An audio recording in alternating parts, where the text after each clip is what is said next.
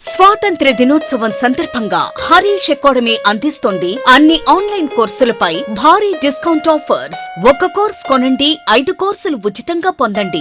Group 1, 2, 3, 4 and SI, PC 6 కోర్సులు కలిగి ఉన్న కాంబో ప్యాక్ ఇప్పుడు కేవలం 2000 రూపాయలు మాత్రమే. వ్యాలిడిటీ 1 సంవత్సరం. హిస్టరీ, పాలిటీ, ఎకానమీ వంటి సింగిల్ సబ్జెక్ట్ ఏదైనా 500 రూపాయలు మాత్రమే. వ్యాలిడిటీ 6 నెలలు. అన్ని పోటీ పరీక్షలకు 10,000కు పైగా ప్రశ్నలు కలిగిన టెస్ట్ సిరీస్ 99 రూపాయలు మాత్రమే. ఈ ఆఫర్ ఆగస్టు 10 నుండి ఆగస్టు 17 వరకు మాత్రమే. ఈ బంపర్ ఆఫర్ మిస్ చేసుకోకండి. లెజెండరీ ఫ్యాకల్టీచే ఖచ్చితంగా జాబ్ సాధించే విధంగా రూపొందించబడిన ఆన్లైన్ క్లాసెస్. వెంటనే గూగుల్ ప్లే స్టోర్ నుండి హరీష్ అకాడమీ యాప్ ను డౌన్లోడ్ చేసుకోండి. జాబ్ సాధించండి. Harish, the best academy. Phone number 8341116915.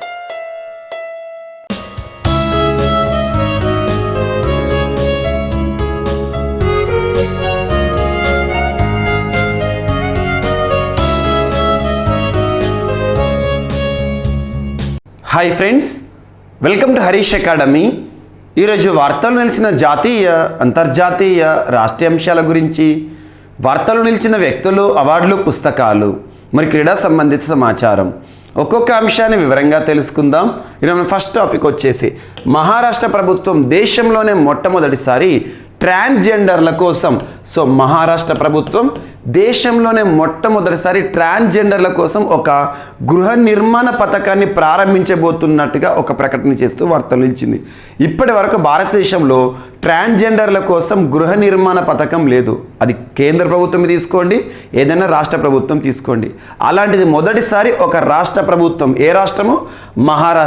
Maharashtra ప్రభుత్వము ఇటీవల ఒక సంచలన ప్రకటన చేసింది. ఆ ప్రకటన ఏంటంటే, రాష్ట్రంలోని ట్రాన్స్జెండర్లు ఎవరైతే ఉంటారో, సో ట్రాన్స్జెండర్ల కోసం ఉద్దేశిస్తూ ప్రత్యేకంగా ఒక గృహ నిర్మాణ కార్యక్రమాన్ని ప్రారంభించబోతున్నారట. దానికి సంబంధించిన కార్యాచరణ కూడా సిద్ధం చేశారంట. సో ఇలాంటి ఒక అంశంతో మహారాష్ట్ర వార్తలు ఇచ్చింది. డైరెక్ట్ పెట్టి గుర్తుంచుకోండి. ఒకవేళ ఎగ్జామినేషన్ పాయింట్ ఆఫ్ వ్యూలో అడిగే ఆస్కారం కనుక ఉంటే, ఇటీవల భారతదేశంలోని మొట్టమొదటిసారి ఏ రాష్ట్ర ప్రభుత్వం ట్రాన్స్జెండర్ల కోసం ఎక్స్క్లూజివ్గా ప్రత్యేకంగా ఒక గృహ నిర్మాణ పథకాన్నే ఏర్పాటు చేయనున్నట్టుగా, గృహ నిర్మాణ పథకాన్ని ప్రారంభించబోతున్నట్టుగా వార్తలు ఇచ్చిందంటే మహారాష్ట్ర అని గుర్తుంచుకోండి. సో మహారాష్ట్రలో ప్రస్తుతం ముఖ్యమంత్రిగా ఎవరున్నారు? Eknath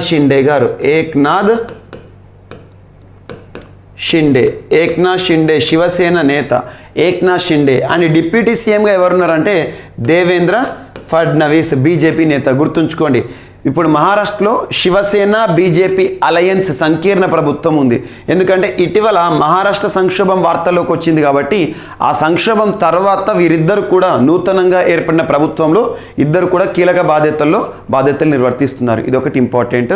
and at the same time మహారాష్ట్రకి సంబంధించి మీరు గుర్తుంచుకోవాల్సింది, రానున్న పోటీ పరీక్షను దృష్టిలో ఉంచుకొని 288 మహారాష్ట్రలో ప్రస్తుతం ఎన్ని అసెంబ్లీ స్థానాలంటే 288. ఇదొకటి ఇంపార్టెంట్. అండ్ మహారాష్ట్రకి సంబంధించి ఇటీవల పేరు మార్పు సంబంధిత అంశంతో ఔరంగాబాద్ కానివ్వండి, ఉస్మానాబాద్ కానివ్వండి వార్తలు ఇచ్చాయి. వీటికి ప్రత్యేకంగా చూడండి. సో మహారాష్ట్ర అనేది రానున్న రోజుల్లో, రానున్న పోటీ పరీక్షలు ఇంపార్టెంట్ స్టేట్గా ఇంపార్టెన్స్ ఇవ్వండి. సో ఇక్కడ ట్రాన్స్జెండర్లు అంటున్నాను. సో ట్రాన్స్జెండర్లకి సంబంధించి సంరక్షణ, మనకు ట్రాన్స్జెండర్లకు హక్కుల పరిరక్షించడం కోసం ప్రత్యేకంగా ఒక చట్టం కూడా ఉంది. ఆ చట్టాన్ని పార్లమెంట్ రూపకల్పన చేసింది. ఆ చట్టం ఏంటి? Transgender persons protection of rights act 2019. Very important, గుర్తుంచుకోండి. ఏదైనా ఒక ప్రత్యేక వర్గం వార్తలు నిలిచింది అంటే ఆ వర్గానికి సంబంధించి చట్టాలను గుర్తుంచుకోండి. Transgender persons protection of rights act 2019 ఎగ్జామ్లో అడగవచ్చు. ట్రాన్స్జెండర్లకు సంబంధించి ప్రత్యేకంగా వారి హక్కులను పరిరక్షించే ఒక చట్టాన్ని ఏ సంవత్సరంలో పార్లమెంట్ రూపకల్పన చేసింది, పార్లమెంట్ పాస్ చేసింది అంటే 2019 అని గుర్తుంచుకోండి. అంటే వారికి కల్పించే అన్ని హక్కులను కూడా పరిరక్షించే ఒక చట్టం. వారికి అన్నిట్లో కూడా సదుపాయాలు ఇవ్వాలి, అందరితో సమానంగా. ముఖ్యంగా ఏంటంటే సెక్స్ డిఫరెన్స్ చూపించకూడదని చెప్పేసి, సో లింగపరమైన వివక్ష వారిపైన చూపించకూడదని చెప్పేసి ప్రత్యేకంగా కొన్ని హక్కులు ఇస్తుంది. ఇది ఒకటి ఇంపార్టెంట్. అండ్ ఇటీవల కాలంలో ట్రాన్స్జెండర్లకు సంబంధించి చాలా అంశాలు మనం డిస్కస్ చేయడం జరిగింది. ఎగ్జాంపుల్ నోయిడా మెట్రోకి సంబంధించి ప్రత్యేకంగా ప్రైడ్ స్టేషన్ అనే ఒక అంశం వార్తలు వచ్చింది. నోయిడా మెట్రో రైల్ కార్పొరేషన్ పరిధిలో సెక్టార్ 50 రైల్వే స్టేషన్ ట్రాన్స్జెండర్ల కోసం ప్రత్యేకంగా ఒక రైల్వే స్టేషన్ అని చెప్పాను. అండ్ ఇటీవల భారతదేశంలో మొట్టమొదటిసారి తెలంగాణ రాష్ట్రంలో ట్రాన్స్జెండర్ల కోసం ఒక ప్రత్యేకమైన కంట్రోల్ సెంటర్ ఏర్పాటైంది. And at the same time ట్రాన్స్జెండర్కి సంబంధించి ఇటీవల జోగతి మంజావ గారు లాస్ట్ ఇయర్ పద్మ పురస్కార గ్రహీతగా వార్తలు ఇచ్చారు కర్ణాటక రాష్ట్రానికి సంబంధించి. అండ్ బంగ్లాదేశ్ విషయానికి వస్తే ట్రాన్స్జెండర్ల కోసం ప్రత్యేకంగా ఒక మదరసానే ఏర్పాటు చేసింది. ట్రాన్స్జెండర్లలో ఎవరైతే ఇస్లాం మతాన్ని అనుసరించే వారు ఉంటారో వారి కోసం ఉపయోగపడే ఒక ప్రత్యేకమైన మదరసా అంటే ఇస్లాం మతానికి సంబంధించి ఇటువంటి అంశాలను ప్రత్యేకంగా లింక్ చేసుకోండి. అండ్ ముఖ్యంగా భారతదేశంలో మొట్టమొదటిసారి ఒక ట్రాన్స్జెండర్ ప్రిసైడింగ్ అధికారి బీహార్ రాష్ట్రానికి సంబంధించి మోనికా దాస్ కానివ్వండి, ఇటువంటి ప్రత్యేకమైన వ్యక్తులకి సంబంధించి ప్రత్యేక సమాచారాన్ని చూడండి. ఈరోజు మాత్రం మహారాష్ట్రకి సంబంధించి ట్రాన్స్జెండర్లకి సంబంధించి ప్రత్యేకంగా గృహ నిర్మాణ పథకం అనే అంశంతో మహారాష్ట్ర వార్తలు నిలిచింది. అంతకుముందు మనకు ఒడిషా రాష్ట్రం మధుబాబు పెన్షన్ యోజనలో ట్రాన్స్జెండర్లకు పెన్షన్ ఇస్తున్నట్టుగా, ఢిల్లీ ప్రభుత్వం ట్రాన్స్జెండర్ల కోసం ప్రత్యేకంగా ఐడెంటిటీ కార్డ్స్ ఇస్తున్నట్టుగా ఇటువంటి అంశాలు వార్త నుంచి వాటి లింక్ చేసుకోండి. సో ఈరోజు మహారాష్ట్రకి సంబంధించి ట్రాన్స్జెండర్ల కోసం ప్రత్యేకంగా హౌజెస్ గృహ నిర్మాణ పథకం ఏ రాష్ట్రము? సో మహారాష్ట్రకి సంబంధించి. సో ఏక్నాథ్ షిండే ప్రస్తుతం ముఖ్యమంత్రిగా ఉన్నారు. ఏక్నాథ్ షిండే గారు శివసేనకి సంబంధించి, అండ్ దేవేంద్ర ఫడ్నవీస్ గారు బీజేపీకి సంబంధించి అని గుర్తుంచుకోండి. అండ్ ముఖ్యంగా ట్రాన్స్జెండర్కి సంబంధించి కేంద్రంలో కనుక తీసుకుంటే ministry of social justice and empowerment గుర్తుంచుకోండి. కేంద్ర సామాజిక న్యాయ సాధికారత మంత్రిత్వ శాఖ ట్రాన్స్జెండర్లకి సంబంధించి ప్రత్యేక సంరక్షణ చర్యలు తీసుకుంటుంది.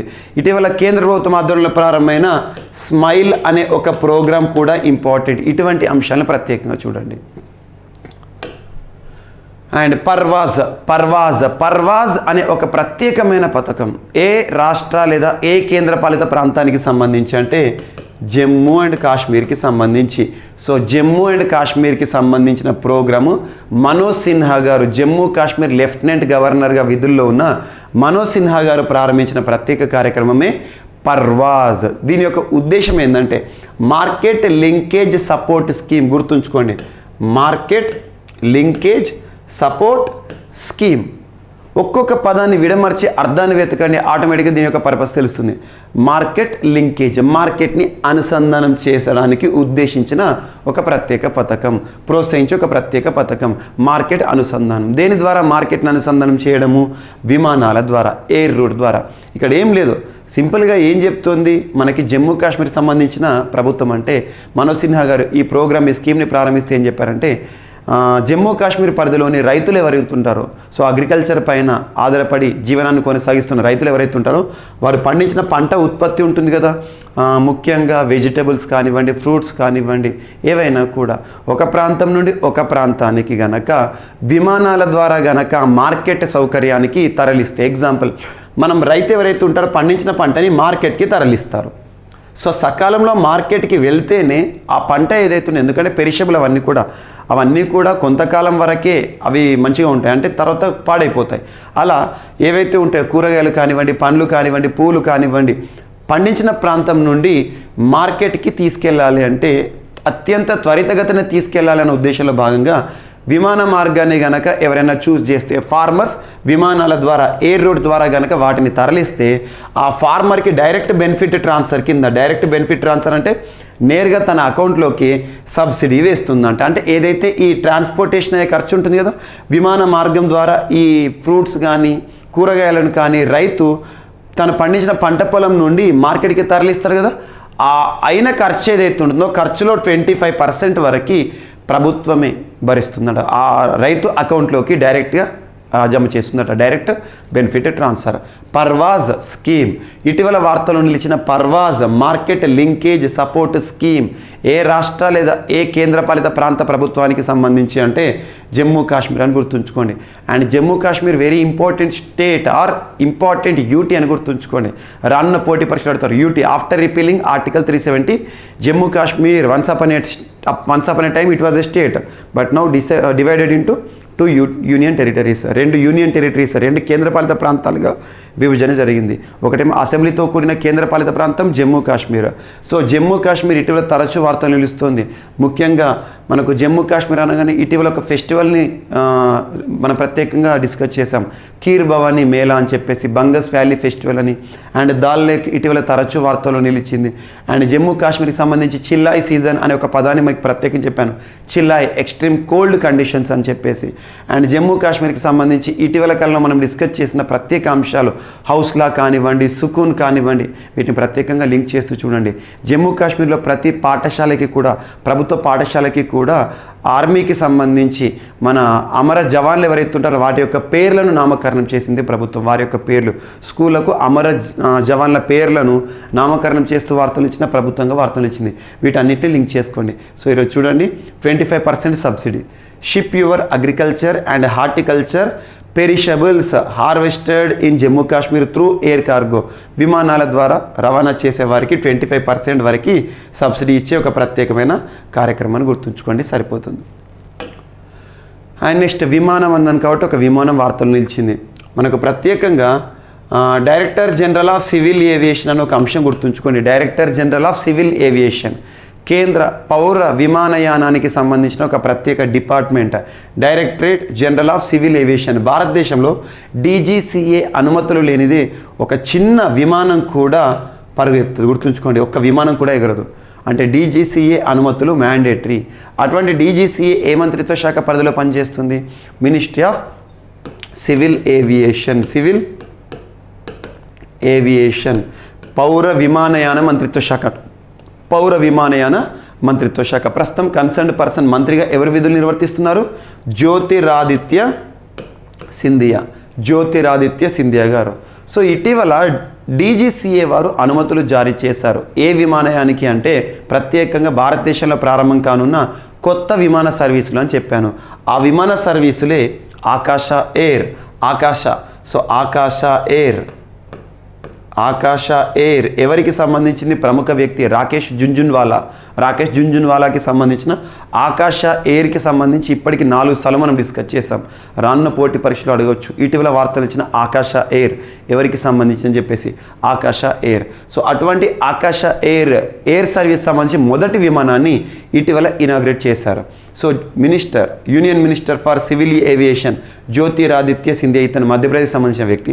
Jyotiraditya Scindia inaugurated the first flight of ఆకాశ ఎయిర్. ఎక్కడి ప్రారంభమైందంట? ముంబై నుండి అహ్మదాబాద్కి ప్రారంభించారంట, వర్చువల్గా ప్రారంభించారంట. సో ఆకాశ ఎయిర్ అనే ఒక కొత్త విమాన సర్వీసులు వార్తల్లోకి వచ్చినాయి. సో మొదటి విమానం ఏ 2 ప్రాంతాలు ఇంత అడగకపోవచ్చు, కాకపోతే ఆకాశ ఎయిర్ ఎవరికి సంబంధించింది అంటారు, గుర్తుంచుకోండి. సో విమానయాన రంగానికి సంబంధించి.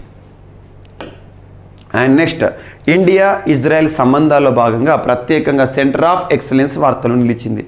So Indo Israel centre of excellence for vegetables. అగ్రికల్చర్కి సంబంధించి ప్రత్యేకంగా నవకల్పనలు కానివ్వండి, ఇన్నోవేషన్స్ కానివ్వండి, పంట ఉత్పాదకత పెంచడానికి కావాల్సిన సహకారం ఇరు దేశాలకి సంబంధించి ఒక ఒప్పందం వార్తలు నిలిచింది. Indo Israel centre of excellence direct bit గుర్తుంచుకోండి, సరిపోతుంది. అండ్ ఇటీవల ఇండియా ఇజ్రాయెల్కి సంబంధించి ముఖ్యంగా రక్షణపరమైన ఒప్పందాలు తరచూ వార్తలు నిలుస్తున్నాయి.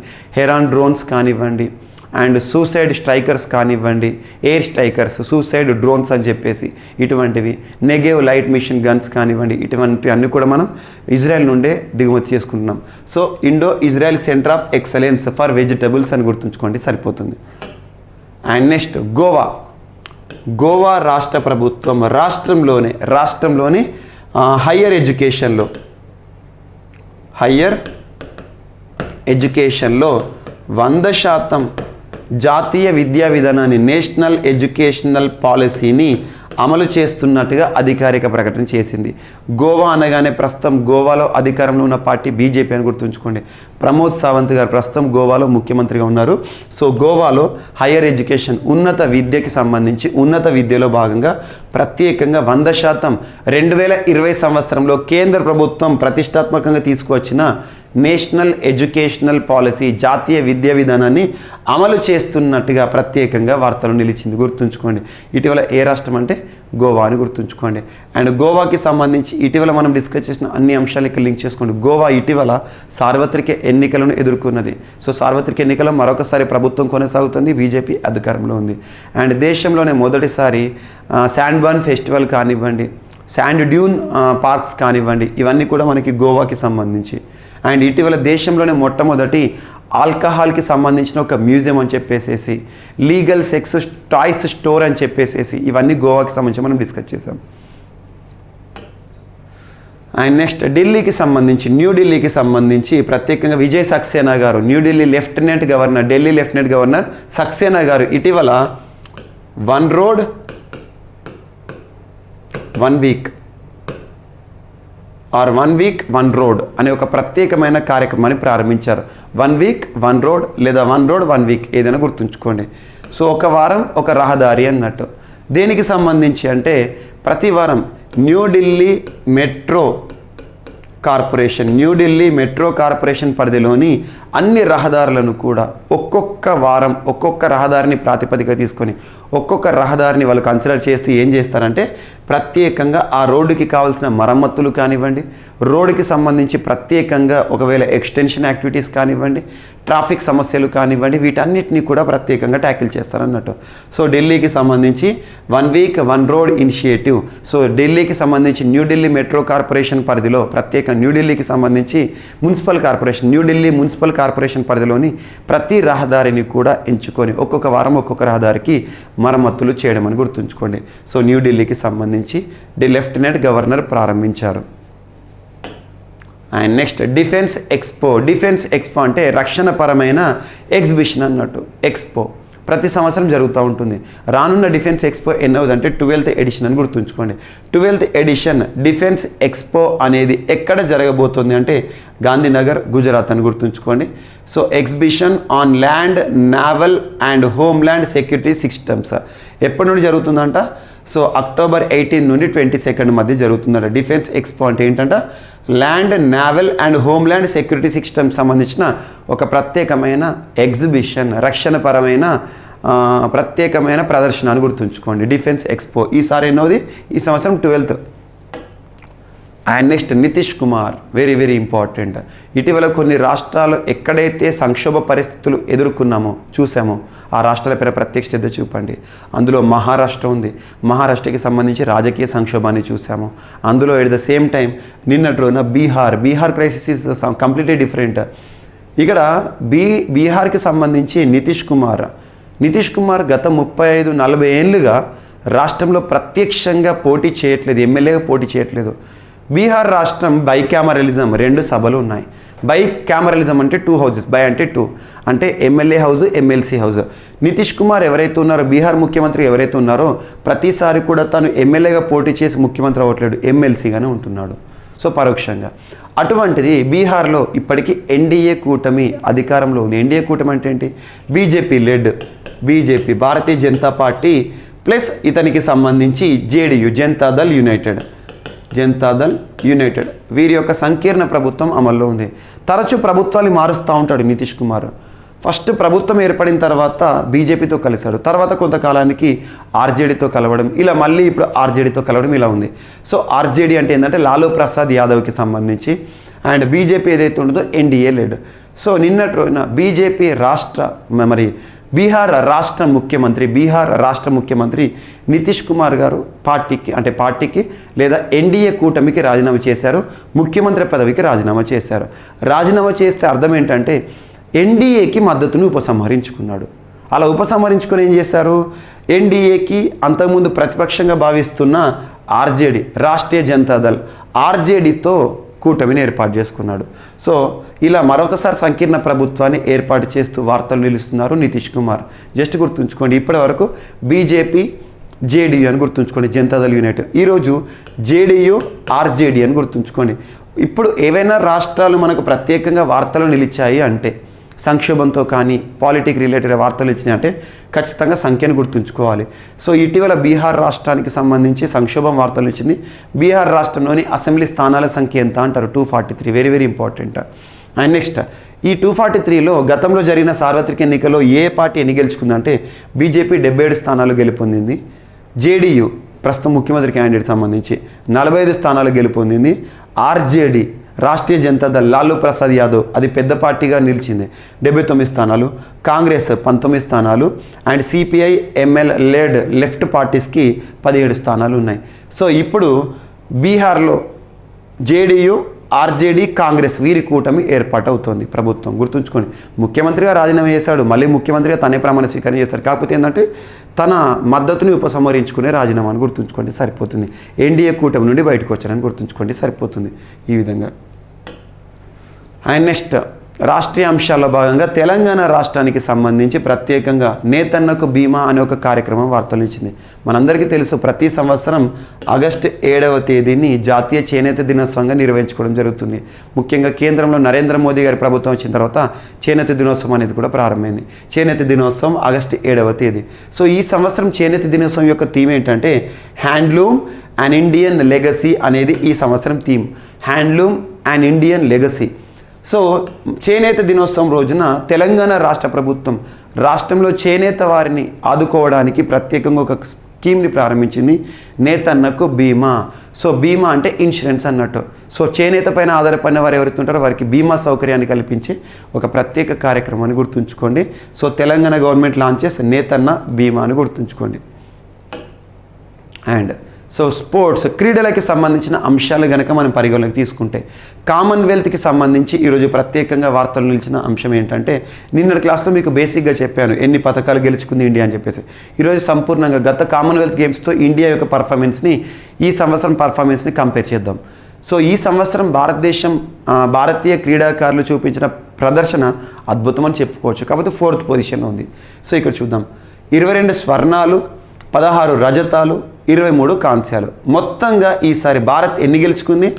61. ఎగ్జామ్లో అడగవచ్చు, కామన్వెల్త్ క్రీడల్లో భారతదేశం ఎన్ని పథకాలను గెలుపొందింది మొత్తంగా అంటే 61. అందులో స్వర్ణం ఎన్ని? 22, రజతం 16, కాంస్యం 23 అని గుర్తుంచుకోండి.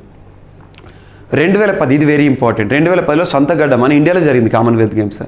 2010 సంవత్సరంలో సొంత గడ్డపై జరిగిన క్రీడల్లో 38 స్వర్ణాలు, అప్పుడు 38 గెలిచిందంట, ఇప్పుడు 22.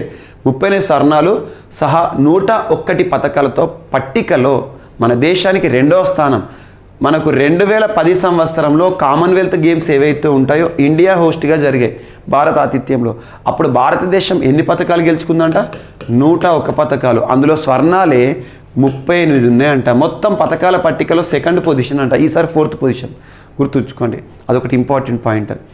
అండ్ నెక్స్ట్ 2002లో 30 స్వర్ణాలు సహా 69 పథకాలు సాధించడం ద్వారా తర్వాతి ఉత్తమ ప్రదర్శన అంటే 2010 తర్వాత మనకు బెస్ట్ పర్ఫార్మెన్స్ అనుకుంటే చూస్తే కనుక అంతకుముందు జరిగిన 2002 అప్పుడు ఎన్ని గెలుచుకుందట? 69 ఉత్తమం అనుకోవచ్చు. ఆ తర్వాత 2018 నాటి ప్రదర్శన 26 స్వర్ణాలు సహా 66 పథకాలు గెలుచుకుంది 2018. గుర్తుంచుకోండి ఇవి.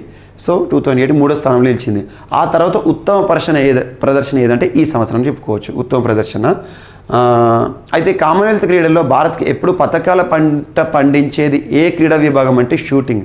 కానీ ఈసారి షూటింగ్ క్రీడ లేదు, గుర్తుంచుకోండి. అందుకే మనకు పథకాలు తగ్గినాయి. సో పంటను పండించే షూటింగ్ని ఈసారి పక్కన పెట్టారు. ప్రస్తుత ఈవెంట్ని పక్కన పెట్టి 2018 వరకు భారత్ కామన్వెల్త్ క్రీడల్లో 203 స్వర్ణాలు సాధిస్తే చిన్నగా చూడాలి. ఈసారి పక్కన పెడితే 2018 వరకు కామన్వెల్త్ క్రీడలు కనుక మనం తీసుకుంటే మొత్తం 203 స్వర్ణాలు గెలిచిందట భారతదేశం. అందులో షూటింగ్ వాటానే 63%. అంటే మనకు కామన్వెల్త్ గేమ్స్ అంటేనే అత్యధిక పథకాలు వచ్చింది షూటింగ్ క్రీడా విభాగం. కానీ ఆ షూటింగ్ అనేది ఈసారి లేదు కాబట్టి మనకు పథకాల సంఖ్య తగ్గింది, లేదంటే మనకు చాలా వచ్చేవి. గుర్తుంచుకోండి, దీన్ని బట్టే మన షూటర్ల ఆధిపత్యాన్ని అంచనా వేయచ్చు. ఈసారి వాళ్ళు బరిలో లేకుండానే భారత్ 22 స్వర్ణాలు సాధించడం అంటే గొప్ప ప్రదర్శన చేసినట్లే. షూటింగ్ కూడా ఉండి ఉంటే 2010 క్రీడల తర్వాత ఉత్తమ ప్రదర్శన ఇప్పటిదే అయ్యేదేమో. ఇక ఎప్పటిలాగే ఆస్ట్రేలియా ఆధిపత్యాన్ని కొనసాగిస్తూ ప్రస్తుత క్రీడల్లో 67 స్వర్ణాలు సహా 178 పథకాలతో అగ్రస్థానం నిలిచింది. 2nd England, 3rd Canada, 4th Bharat అని గుర్తుంచుకోండి. ఇటువంటిది హిస్టరీలో కొన్ని ఈవెంట్స్ని కూడా లింక్ చేసుకోవాల్సి ఉంటుంది సమ్ టైమ్స్, గుర్తుంచుకోండి. అండ్ నెక్స్ట్ కామన్వెల్త్లో మన తెలుగు అమ్మాయి, మన తెలంగాణ అమ్మాయి నిఖత్ జరీన్ సో బాక్సింగ్కి సంబంధించి స్వర్ణాన్ని సాధించారు. నిఖత్ జరీన్ పైన ప్రత్యేక శ్రద్ధ చూపండి, రానున్న పోటీ పరీక్షలు ఖచ్చితంగా అడుగుతారు. సో నిఖత్ జరీన్కి సంబంధించి నిన్నటి క్లాస్లో మీకు ఆల్రెడీ చెప్పాను, కాకపోతే తనకి సంబంధించి అంతకుముందు హిస్టరీలో చోటు చేసుకున్న ఇంపార్టెంట్ ఈవెంట్స్ ఏవైతే ఉంటాయో వాటిని ఈరోజు డిస్కస్ చేస్తున్నాను. సో గతంలో నిఖత్ జరీన్ బాక్సింగ్కి సంబంధించి తను చేసిన అద్భుత ప్రదర్శన ఇప్పుడంటే టర్కీలో 2011 ప్రపంచ జూనియర్ అండ్ యూత్ ఛాంపియన్షిప్లో స్వర్ణం గెలుచుకుంది. 2011 టర్కీ. అండ్ 2014లో నేషన్స్ కప్లో స్వర్ణాన్ని గెలుచుకుంది. 2015 జాతీయ సీనియర్ ఛాంపియన్షిప్లో స్వర్ణం, అన్ని స్వర్ణాలు చూడండి, అద్భుత ప్రదర్శన. 2016 దక్షిణాసియా ఫెడరేషన్ క్రీడల్లో కాంస్యం, బ్రాంజ్. అండ్ 2018 సెర్బియాలోని బెల్గ్రేడ్లో జరిగిన టోర్నీలో స్వర్ణం. అండ్ 2019 థాయిలాండ్ ఓపెన్లో రజతం. 2019-22లో స్టాంజా మెమోరియల్లో పసిడి. అండ్ 2022 మే నెలలో, ఇది ఇంపార్టెంట్, ఇస్తాంబుల్లో జరిగిన ప్రపంచ ఛాంపియన్షిప్లో స్వర్ణం గెలుచుకుంది. అండ్ కామన్వెల్త్లో స్వర్ణం. Very very important person. తను కూడా ఇంపార్టెంట్, ఆస్ట్రేలియాకి సంబంధించిన ఒక గొప్ప స్విమ్మర్. సో ఎంత అద్భుత ప్రదర్శన, ఒకసారి చిన్న లాజిక్ చూడండి. కామన్వెల్త్ క్రీడలో ఈ సంవత్సరం కామన్వెల్త్ గేమ్స్లో బర్మింగ్హామ్లో జరిగాయి కదా, మొత్తం ఎన్ని దేశాలు పార్టిసిపేట్ చేసినాయి అంటే 72 దేశాలు. 72 దేశాలు. అందులో 72 దేశాల్లో మన భారతదేశం సాధించిన పథకాల పట్టికలో ఎన్నో స్థానంలో ఉంది? 4వ స్థానంలో ఉంది. సో ఇక్కడ ఎందుకు ఈ పాయింట్ చెప్పానంటే చూడండి, ఎమ్మా మెక్కియోన్ పేరు గుర్తుంచుకోండి. తను ఆస్ట్రేలియాకు చెందిన స్విమ్మర్. తను మనకు సుపరిచితులే, మీకు ఒలింపిక్స్ అప్పుడు, లాస్ట్ ఇయర్ ఒలింపిక్స్ అప్పుడు కూడా చెప్పాను, ఎమ్మా మెక్కియోన్ తను సాధించిన పథకాలు అద్భుతం అని చెప్పేసి. ఎమ్మా మెక్కియోన్ ఆస్ట్రేలియాకి సంబంధించిన దిగ్గజ స్విమ్మర్. సో స్విమ్మర్ తను ఈ కామన్వెల్త్ గేమ్స్లో ఈ ఒక్క ఈవెంట్లోనే తీసుకోండి, ఒక బ్రాంజ్, ఒక కాంస్యం గెలుచుకుంది, ఒక రజతం గెలుచుకుంది, ఒక సిల్వర్, 6 స్వర్ణాలు గెలుచుకుంది. అంటే మొత్తం 8 మెడల్స్ సాధించింది. 8 మెడల్స్. సో 8 మెడల్స్, ఒక్కరు 8 మెడల్స్ సాధించడం అంటే మామూలు విషయం కాదు. ఒకప్పుడు స్విమ్మింగ్లో ఫెల్ప్స్ ఉండేవాడు, మైకేల్ ఫెల్ప్స్. సో అటువంటిది ఇప్పుడు విమెన్స్ సంబంధించి ఎమ్మా మెక్కియోన్, ఆస్ట్రేలియా. సో ఇక్కడ ఏం చెప్పాలి అంటే 8 మనకు మొత్తం 116 అంటే మొత్తం 8 పథకాలు సాధించడం ద్వారా ఇప్పుడు కామన్వెల్త్ గేమ్స్లో ఎన్ని దేశాలు పార్టిసిపేట్ చేసినాయి అన్న? 72. ఇందులో 16 దేశాలు మాత్రమే తను సాధించిన పథకాల కంటే ఎక్కువ సాధించాయి. అంటే 56 దేశాల కంటే ఎక్కువ ఒక్క అమ్మాయి, ఒక మహిళ సాధించిన పథకాలు. అంత గొప్ప విషయం. 1 person is equal to or more than 56 countries. 56 దేశాల క్రీడాకారులు అందరూ కలిసి చేయనిది ఒక అమ్మాయి సాధించిన పథకాల సంఖ్య. ఎమ్మా మెక్కియోన్ స్విమ్మింగ్కి సంబంధించి ఆస్ట్రేలియా అని గుర్తుంచుకోండి. Very very important person. ఖచ్చితంగా ఇటువంటి స్పెషల్ పాయింట్స్ని ఎగ్జామ్లో ఫోకస్ చేస్తారు. అండ్ నెక్స్ట్ ఇక chess olympiad, 44th chess olympiad మనకు చెన్నై కేంద్రంగా ఇటీవల ముగిసింది, మనం చూసాము. సో రానున్న చెస్ ఒలింపియాడ్ ఏదైతే ఉంటుందో ఆతిథ్యం ఇచ్చేది ఎక్కడ అంటే ఉజ్బెకిస్తాన్. జస్ట్ వేదిక గుర్తుంచుకోండి. మరొక 4 ఏళ్ళ తర్వాత చెస్ ఒలింపియాడ్ జరుగుతుంది కదా, ఎక్కడ జరుగుతుంది అంటే ఉజ్బెకిస్తాన్ అని గుర్తుంచుకోండి వేదిక. 44వది ఇండియా. అండ్ నెక్స్ట్ చెస్కి సంబంధించి ఫిడే, నిన్నటి క్లాస్లో మీకు విశ్వనాథన్ ఆనంద్ గారి గురించి చెప్పాను. ఫిడే ఇంటర్నేషనల్ చెస్ ఫెడరేషన్ అన్నట్టు. ఫిడే యొక్క ప్రధాన కేంద్రం ఎక్కడ? స్విట్జర్లాండ్లోని లసానే కేంద్రంగా పనిచేస్తుంది. ఫిడేకి నూతన అధ్యక్షుడిగా సో రీఎలెక్ట్ అయ్యాడు, మరొకసారి తిరిగి ఎన్నికయ్యాడు. సో అర్కాడీ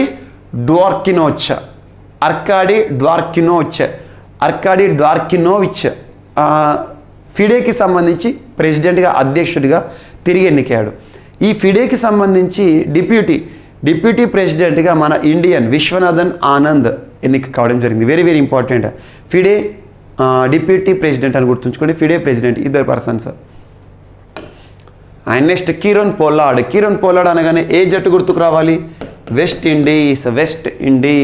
ఇండీస్ కరేబియన్ జట్టు అంటాం. సో వెస్ట్ ఇండీస్ ఒకప్పుడు క్రికెట్లో దిగ్గజ జట్టు, వెరీ వెరీ ఇంపార్టెంట్ టీమ్. అటువంటి వెస్టిండీస్కి సంబంధించిన కీరోన్ పోలార్డ్ విధ్వంసకారుడు ఆటలో. సో అటువంటి కీరోన్ పోలార్డ్ అనగానే మనకి ఎక్కువగా ముంబై ఇండియన్స్ గుర్తుకొస్తుంది. సో కీరోన్ పోలార్డ్ పేరు గుర్తుంచుకోండి. Kieron Pollard very very important. Kieron Pollard ఇప్పటి వరకు T20 చరిత్రలోనే, T20 అంటే 2020 T20 చరిత్రలోనే అత్యధిక మ్యాచ్ల్లో ఆడిన ఆటగాడిగా ఒక సరికొత్త చరిత్రను సృష్టించాడు. 600 మ్యాచ్లు, కెరీర్లో 600 మ్యాచ్లు ఆడడం అంటే మామూలు విషయం కాదు. ఇప్పటివరకు T20లోనే అత్యధిక T20లు ఆడిన ఆటగాడిగా కీరన్ పొల్లార్డ్ ఈరోజు ప్రత్యేకంగా వార్తల్లోకి వచ్చాడు. అండ్ నెక్స్ట్ పునీత్ రాజ్కుమార్ గత అక్టోబర్ మాసంలో, లాస్ట్ ఇయర్ మనకి 2021 అక్టోబర్ మాసంలో మరణించడం జరిగింది, అక్టోబర్లో.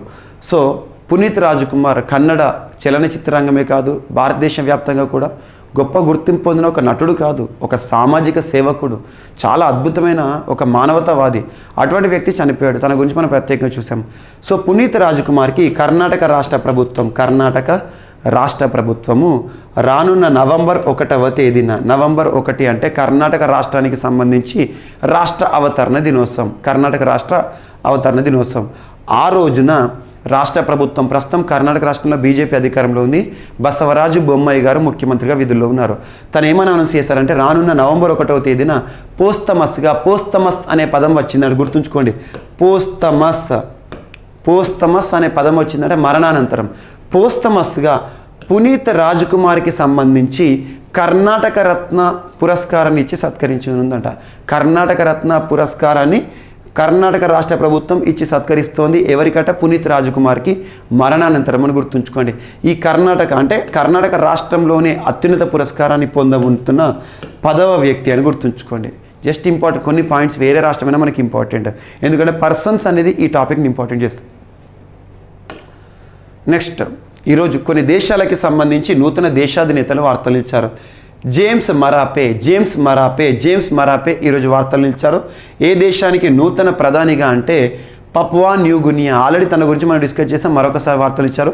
పపువా న్యూగినియా నూతన ప్రధానిగా జేమ్స్ మరాపే అని గుర్తుంచుకోండి. పపువా న్యూగినియా అంటే వరల్డ్ మ్యాప్ని కనుక మీరు చూస్తే సదర్న్ పసిఫిక్ ఓషన్, దక్షిణ పసిఫిక్ మహాసముద్రంలోని దీవుల దేశం అని గుర్తుంచుకోండి. ఇటీవల అగ్నిపర్వతాల గురించి తరచు మనం డిస్కస్ చేస్తున్నాం. And Gustavo Petro president of Colombia చరిత్రలోనే మొట్టమొదటి లెఫ్టిస్ట్ ప్రెసిడెంట్ అని గుర్తుంచుకోండి. తన గురించి కూడా అంతకుముందు డిస్కస్ చేసాం. నిన్నటి రోజు తను ప్రమాణ స్వీకారం తీసుకున్నాడు అధ్యక్షుడిగా, కొలంబియా అధ్యక్షుడిగా గుస్తావో పెట్రో అని గుర్తుంచుకోండి. లాస్ట్ పర్సన్ ప్రదీప్ పట్వర్ధన్, మరాఠీ చలనచిత్ర రంగంలో తనకంటూ ప్రత్యేక గుర్తింపు పొందిన మరాఠీ పర్సన్, మహారాష్ట్రకి సంబంధించిన పర్సన్, దేశవ్యాప్తంగా కొన్ని భాషల్లో గుర్తింపు పొందిన వ్యక్తి ప్రదీప్ పట్వర్ధన్. ఏ రంగము? సినిమా రంగంలో గుర్తింపు పొందిన వ్యక్తి మరణిస్తూ వార్తలు నిలిచారు. సో ఇవి ఈరోజు వార్తలు నిలిచిన అంశాలు. ఒక్కసారి ర్యాపిడ్గా చూస్తే, ఈరోజు డిస్కస్ చేసిన అంశాలు చూస్తే ఒక్కొక్కటిగా చూస్తే, మహారాష్ట్రకి సంబంధించి మహారాష్ట్ర దేశంలోనే మొట్టమొదటిసారి ట్రాన్స్జెండర్ల కోసం ప్రత్యేకంగా మహారాష్ట్ర ప్రభుత్వం గృహ నిర్మాణ పథకాన్ని ప్రారంభించబోతుందంట. అండ్ పర్వాజ్ అనే ఒక ప్రత్యేకమైన అంశం, పర్వాజ్ అనే ఒక ప్రత్యేకమైన పథకం ఏ రాష్ట్రం లేదా కేంద్రపాలిత ప్రాంతం? జమ్మూ కాశ్మీర్. అండ్ ఆకాశ ఎయిర్ విమాన సర్వీసులు ప్రారంభమయ్యాయి. And centre of excellence in vegetables, India Israel సంబంధాల్లో భాగంగా. And Goa CM Pramod Sawant garu higher ఎడ్యుకేషన్లో, గోవా రాష్ట్రంలోని హయ్యర్ ఎడ్యుకేషన్లో జాతీయ విద్యా విధానాన్ని 100% అమలు చేయబోతున్నట్టుగా చెప్పారు. అండ్ 1 వీక్ 1 రోడ్ అనే ఇనిషియేటివ్తో ఢిల్లీ వార్తలు నిలిచింది. నెక్స్ట్ డిఫెన్స్ ఎక్స్పో 12th ఎడిషన్కి సంబంధించి. అండ్ నితీష్ కుమార్ బీహార్ రాష్ట్ర ముఖ్యమంత్రిగా రాజీనామా చేస్తూ వార్తల్లోకి వచ్చాడు. తెలంగాణ రాష్ట్ర ప్రభుత్వం ప్రారంభించిన ప్రత్యేక అంశము నేతన్నకు బీమా అనే ఒక అంశం. అండ్ కామన్వెల్త్ గేమ్స్కి సంబంధించి చరిత్రలో చోటు చేసుకున్న కొన్ని ముఖ్యమైన అంశాలతో పాటు ఈ సంవత్సరం మన కామన్వెల్త్ గేమ్స్ సంబంధించిన భారతీయ ప్రతిభ. అండ్ నికస్ జరీన్ గతంలో సాధించిన గొప్ప అంశాలు. అండ్ ఎమ్మా మెక్కియోన్ ఆస్ట్రేలియా స్విమ్మర్ తను సాధించిన పథకాలు, కామన్వెల్త్ గేమ్స్లో పార్టిసిపేట్ చేసిన మొత్తం దేశాలలో 56 దేశాల కంటే ఎక్కువ పథకాలు, ఒక అమ్మాయి. అండ్ రానున్న 45th వరల్డ్ చెస్ ఒలింపియాడ్ ఎక్కడ జరగబోతోంది? ఉజ్బెకిస్తాన్లో. అండ్ ఫిడేకి సంబంధించి నూతనంగా అధ్యక్షుడు, ఉపాధ్యక్షుడు. కీరన్ పొల్లార్డ్ వెస్టిండీస్ దిగ్గజ ఆటగాడు, T20 చరిత్రలోనే అత్యధిక T20లో ఆడిన ఆటగాడిగా చరిత్ర సృష్టించాడు. అండ్ కర్ణాటక రత్న పురస్కారం పోస్తమస్గా పునీత్ రాజ్కుమార్ని వరించింది. సో కర్ణాటక రాష్ట్ర ప్రభుత్వం ఇచ్చే ప్రతిష్టాత్మక పురస్కారం. జేమ్స్ మరాపే ప్రధానమంత్రి పపువా న్యూగినియాకి నూతన ప్రధానిగా వార్తలు ఇచ్చారు. అండ్ గుస్తావో పెట్రో లెఫ్ట్ నాయకుడు ప్రెసిడెంట్ ఆఫ్ కొలంబియాగా ప్రమాణ స్వీకారం చేశాడు. ప్రదీప్ పట్వర్ధన్ మరాఠీ నటుడు, చలనచిత్ర దిగ్గజం మరణిస్తూ వార్తలు నిలిచాడు. సో ఇవి ఈరోజు వార్తలు నిలిచిన అంశాలు. మిస్లేనియస్ అంశాలు ఏమైనా మిగిలిపోతే మాత్రం రేపటి క్లాస్లో యాడ్ చేసుకొని నేర్చుకుందాం. రేపు కలుద్దాం. Thank you.